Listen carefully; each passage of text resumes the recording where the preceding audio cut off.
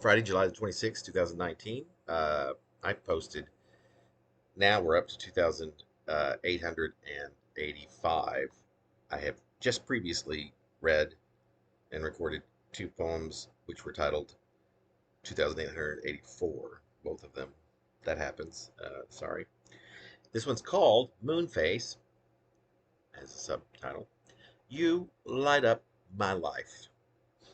You look down on me, breathe through my body as if I were wounded, which of course I am. I know this. Your breath is the distinction between incarnation as opposed to condescension. I always have appreciated an inflamed desire for better or worse, semi inflamed. I know is better than worse, but I'll take it as hot as it gets, with apologies to my environment and those in it. I'm particularly apologetic to the object of such intense yearning, yet, yes, it is better if it does not throb so intensely, bang so loudly, that it drowns out my life and the life of others. Moonface. You know me like no other. The biggest mystery of you, ironically, is that everyone knows you. Intimately, in most cases, right? Or believes they do.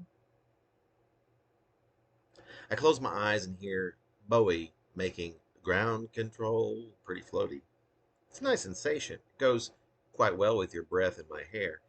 And while that arouses my senses, so to speak, I always have such trouble with nostalgia. More to the point, with other people's perception of my nostalgia. Because, in all honesty, I'm not terribly nostalgic when it comes down to it. Many of them, many of my obsessions or actions have me looking backward in time. What of it? But it is not of a desire to go back. Never. It is a way to gauge where I am. And if where I am is where I want to be, and if not, this reflection helps me to alter my course in a more appropriate direction. Simple. It all boils down to hedonism, even the desire to make the world a better place than when I arrived in it. In my belief, that is even possible. I think of it as humanitarian Darwinian evolution. We are humans, after all, purportedly the most capable of this planet's animals. So when I look back and study last year, 2 years ago, a decade ago, mulling over pictures and diary entries and, well, the few boxes of memorabilia that I used to possess, was used to possess by then, I am literally examining my present self in that light and still trying to discern if I'm still going in the right direction. My assessment is fortunately most often resounding yes to that, by the way, even though the turmoil of the past few years. But I do look back, like at skipping my 12th grade novel class in high school on many an occasion to drink sangria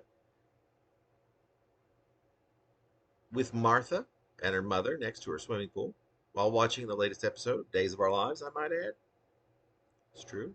The television would already be wheeled out in a place by the time we arrived. It was a thing. As often as this took place, however, I remember getting the award for best grade in that novel class. I remember that we read The Great Gatsby, Animal Farm, and A Brave New World. Or maybe it was 1984, since it was actually 1984 at the time. Whichever Orwell book it was, what a prescient trio to read in retrospect. See how this works sometimes? And me, all of 16 years old at the time, so ready to run away from the home, to join, to run away from home, to join the circus that was college. This is an understatement.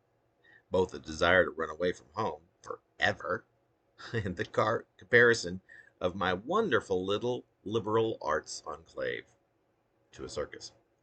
Before I knew it, as these thoughts swing through the breeze and through me, and by the time I remember that it was just me and Moonface only moments ago, wouldn't you know it, but the moon has all but disappeared. The next morning, I call Mom for no reason but to say hello. She, who lives nearly 2,000 miles away from the spot I now call home, has to inform me before I can say anything at all that she had a little talk with Moonface herself last night.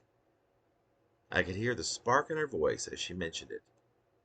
So, without saying a word about the subject of her conversation, I knew it must have been special. Now, ordinarily, I would get a bit jealous, at least for a bit, of such a blatant disconnect between me and my favorite light night, late night friend, paramour, I would like to say, actually. Particularly if the attention given me was diverted by the likes of my own kith and kin. But I simply smiled this time, remembering the walk back home after being ignored the night before, or lost in thought. Or I guess you could just as easily say that I was walking away from home. It just depends on which way you think about it.